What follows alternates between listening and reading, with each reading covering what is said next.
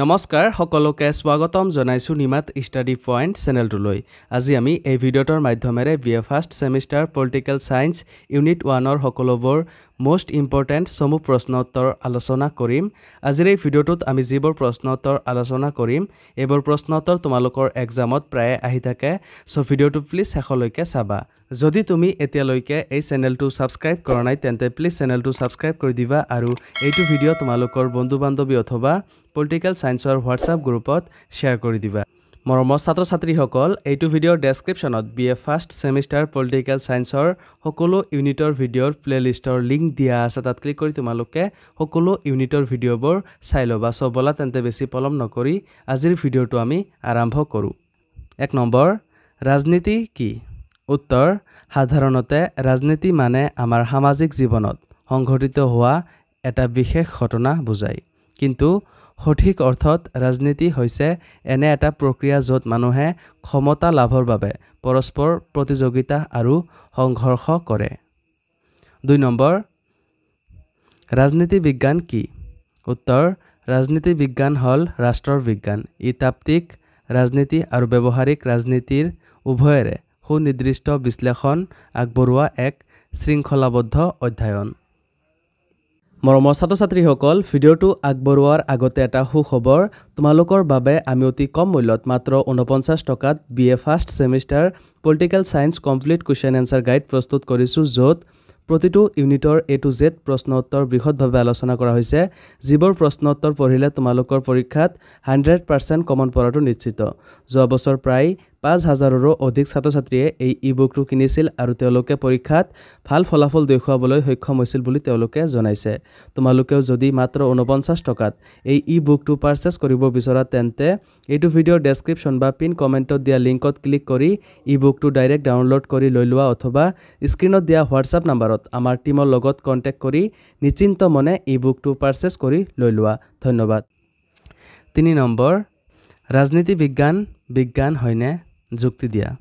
উত্তৰ, ক, পৰ্যবেক্ষণ, বিশ্লেষণ, গৱেষণা আদিৰ দ্বাৰা ৰাজনীতি বিজ্ঞানৰ বিভিন্ন বিষয়ত সুস্পষ্ট আৰু বিশদ তথ্য উদ্ঘাটন কৰিব পাৰি।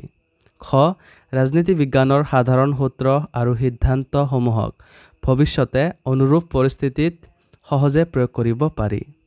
4 নম্বৰ, ৰাজনীতি বিজ্ঞান বিজ্ঞান নে? এটা যুক্তি দিয়া। উত্তৰ, হয়। এটা যুক্তি হ'ল, ক, পৰ্যবেক্ষণ, বিশ্লেষণ, গৱেষণা আদিৰ দ্বাৰা ৰাজনীতি বিজ্ঞানৰ বিভিন্ন বিষয়ত সুস্পষ্ট আৰু প্ৰমাণভিত্তিক তথ্য উদ্ঘাটন কৰিব পাৰি। 5 নম্বৰ, ৰাজনীতি বিজ্ঞান বিজ্ঞান নহয়। যুক্তি দিয়া। উত্তৰ, ক, ৰাজনীতি বিজ্ঞানত নিৰ্ভুলভাৱে ভৱিষ্যতবাণী কৰা সম্পূৰ্ণৰূপে সম্ভৱ নহয়। ক, ৰাজনীতি বিজ্ঞানত পৰীক্ষাৰ ফল বৰ সীমিত আৰু পৰিৱৰ্তনশীল হয়। 6 নম্বৰ প্ৰশ্ন, ৰাজনীতি বিজ্ঞান কলা? দুটা যুক্তি দিয়া। উত্তৰ, ক, ৰাজনীতি বিজ্ঞানৰ এটা ব্যৱহাৰিক আৰু প্ৰয়োগমূলক দিশ আছে। খ, ৰাজনীতি বিজ্ঞানত কিছুমান সিদ্ধান্তৰ গভীৰ বিশ্লেষণ কৰা হয়। 7 নম্বৰ, ৰাজনীতি বিজ্ঞানৰ দুটা সংজ্ঞা দিয়া। উত্তৰ, ৰবাৰ্ট ডালৰ মতে ৰাজনীতি সাধাৰণতে প্ৰভাৱ খটুৱাবৰ বাবে কৰা অনুশীলন। ডেভিড ষ্টনৰ মতে ৰাজনীতি হ'ল মূল্যৰ এক কৰ্তৃত্বসম্পন্ন বণ্টন। 8 নম্বৰ প্ৰশ্ন, ৰাজনীতি বিজ্ঞানৰ দুটা সংজ্ঞা দিয়া। উত্তৰ, গাৰ্নাৰৰ মতে ৰাজনীতি বিজ্ঞান ৰাষ্ট্ৰতেই আৰম্ভ, ৰাষ্ট্ৰতেই শেষ।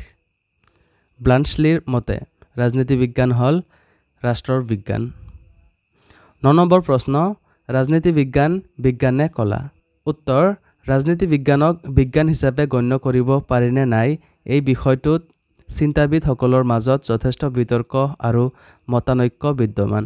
এছাম ৰাজনীতি বিজ্ঞানৰ মতে ৰাজনীতি বিজ্ঞান বিজ্ঞানৰ অন্তৰ্গত। তেওঁলোকৰ মতে, ক, পৰ্যবেক্ষণ, বিশ্লেষণ, গৱেষণা আদিৰ মাধ্যমেৰে ৰাজনীতি বিজ্ঞানৰ বিভিন্ন বিষয়ত সুস্পষ্ট আৰু নিশ্চিত তথ্য উদ্ঘাটন কৰিব পাৰি। খ, ৰাজনীতি বিজ্ঞানৰ সাধাৰণ সূত্ৰ আৰু সিদ্ধান্তসমূহক ভৱিষ্যতে অনুৰূপ অৱস্থাত যথাযথভাৱে প্ৰয়োগ কৰা হয়। আনহাতে কিছুমানৰ মত অনুসৰি ৰাজনীতি বিজ্ঞান বিজ্ঞান নহয়। ইয়াৰ কাৰণ হ'ল যে ৰাজনীতি বিজ্ঞানৰ আলোচ্য বিষয়সমূহ অনিশ্চিত, ব্যাপক আৰু জটিল প্ৰকৃতিত থকা বাবে। তদুপৰি ৰাজনীতি বিজ্ঞানত সদায় সৰ্বজন গ্ৰাহ্য কোনো একক সিদ্ধান্তত উপনীত হ'ব নোৱাৰি। সেয়েহে বহুতে ইয়াক কলা বুলি অভিহিত কৰিব খোজে। চমুকৈ তত্ত্বৰ দিশৰ পৰা ৰাজনীতি বিজ্ঞান, কিন্তু ব্যৱহাৰিক দিশৰ পৰা ই কলা হিচাপে বিবেচিত হয়। 10 নম্বৰ প্ৰশ্ন, ৰাজনীতি বিজ্ঞান অধ্যয়নৰ উপকাৰিতা। উত্তৰ, ৰাজনীতি বিজ্ঞান হৈছে সামাজিক জীৱনৰ এক অপৰিহাৰ্য অংগ, যাৰ বাবে ইয়াৰ অধ্যয়নৰ বহু উপকাৰিতা আছে। ক, ৰাজনীতি বিজ্ঞান অধ্যয়ন কৰিলে ৰাষ্ট্ৰৰ উৎপত্তি, ক্ৰমবিকাশ, চৰকাৰৰ কাৰ্যকলাপ, দায়িত্ব আৰু কৰ্তব্যৰ বিষয়ে গভীৰ আৰু সম্যক জ্ঞান লাভ কৰিব পাৰি। খ, ৰাজনৈতিক অধ্যয়নে আমাক সামাজিকভাৱে অধিক সচেতন আৰু দায়িত্বশীল কৰি তোলে। গ, বৰ্তমান যুগত মানুহৰ সকলো দিশত ৰাজনীতিৰ প্ৰভাৱ আছে, সেয়ে ৰাজনীতি বিজ্ঞানৰ অধ্যয়ন একেবাৰে অপৰিহাৰ্য হৈ পৰিছে। ঘ, চৰকাৰৰ কাৰ্যাৱলীৰ ওপৰত চকা নজৰ ৰাখিবলৈ মানুহৰ ৰাজনৈতিক জ্ঞানৰ যথেষ্ট প্ৰয়োজনীয়তা থাকে। ঙ, অন্তিমতে ৰাজনীতি বিজ্ঞানৰ অধ্যয়নৰ জৰিয়তে জনসাধাৰণে সুনাগৰিকৰ গুণাৱলী আৰু দায়িত্ববোৰৰ বিষয়ে স্পষ্টভাৱে জানিব পাৰে।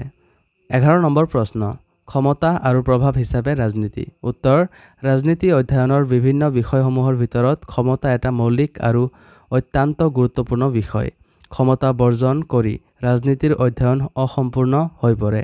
ক্ষমতা প্ৰয়োগ কৰাকেই বহুতে ৰাজনীতি বুলি পৰিগণিত কৰিবলৈ বিচাৰে।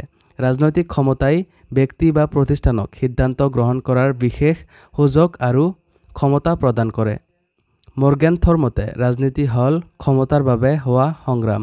সেয়েহে ক্ষমতা আহৰণৰ চেষ্টা অথবা প্ৰভাৱ বিস্তাৰ কৰাৰ অৰ্থে ব্যক্তি, দল, সংগঠন আদি যি কাৰ্যকলাপত লিপ্ত থাকে তাক ৰাজনীতি বুলি অভিহিত কৰিব পাৰি। 12 নম্বৰ প্ৰশ্ন, ৰাজনীতি বিজ্ঞান আৰু সমাজশাস্ত্ৰ। উত্তৰ, সমাজশাস্ত্ৰই মানুহৰ সামাজিক জীৱনৰ সকলো দিশ গভীৰভাৱে আলোচনা কৰে। ৰাজনীতি বিজ্ঞান হৈছে সমাজ শাস্ত্ৰৰ এটা বিশেষ শাখা। পল জেনেটৰ মতে সমাজশাস্ত্ৰৰ যি অংশই ৰাষ্ট্ৰৰ মূল ভিত্তি আৰু ৰীতি নীতিৰ বিষয়ে আলোচনা কৰে তাকে ৰাজনীতি বিজ্ঞান বুলি জনা যায়। সমাজশাস্ত্ৰ আৰু ৰাজনীতি বিজ্ঞান পৰস্পৰ পৰিপূৰক বিষয়। এটাই আনটোক গুৰুত্বপূৰ্ণ উপাদান যোগান ধৰিব। ৰাজনীতি বিজ্ঞানে সমাজশাস্ত্ৰৰ পৰা নানা উপাদান আৰু বাস্তৱ উদাহৰণ সংগ্ৰহ কৰে। একেবাৰে সমাজশাস্ত্ৰইও কিছুমান বিষয় ৰাজনৈতিক দৃষ্টিকোণৰ পৰা বিশ্লেষণ কৰে। সংক্ষেপে ক'লে সমাজশাস্ত্ৰৰ ধাৰণা নথকাৰ পৰিস্থিতিত ৰাজনীতি বিজ্ঞানৰ প্ৰকৃত স্বৰূপৰ সম্পূৰ্ণ উপলব্ধি অসম্ভৱ। মৰমৰ ছাত্ৰ ছাত্ৰীসকল, আজিলৈ এইখিনিয়ে।